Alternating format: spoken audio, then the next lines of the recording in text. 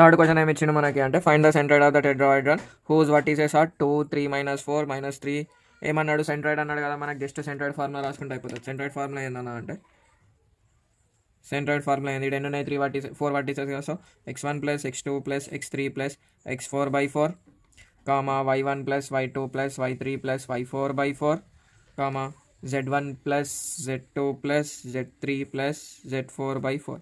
ఒకవేళ ట్రయాంగిల్ తీస్తే 3 వస్తాయి. ఇక్కడ ఎన్ని వర్టిసెస్ ఇస్తారో అన్నిట్లా యాడ్ చేసి డివైడెడ్ బై అన్ని చేసుకుంటూ వచ్చేస్తుంది మనకి ఇక్కడ. So centroid equals to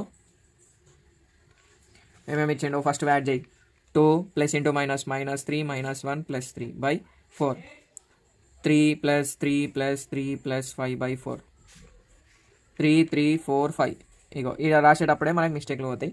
so ఆచితూచి రాసుకుంటే అయిపోతుంది.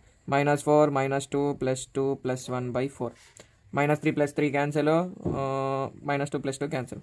సో సెంట్రాయిడ్ ఈక్వల్స్ టు 2 - 1 ఎంత 1 పెద్దదానికి ప్లస్ ఉంది కాబట్టి 1/4 3 + 3 6 6 + 4 10 10 + 5 15 15/4 -4 + 1 -3/4 గింతే ఆన్సర్. ఈ 3D ప్లేన్స్ నుంచి మనకు ఓన్లీ 2 మార్క్స్ వస్తాయి. 2 మార్క్స్ గిట్టి ఈజీగా వచ్చేస్తాయి. గింతే ఆన్సర్. Thanks for watching.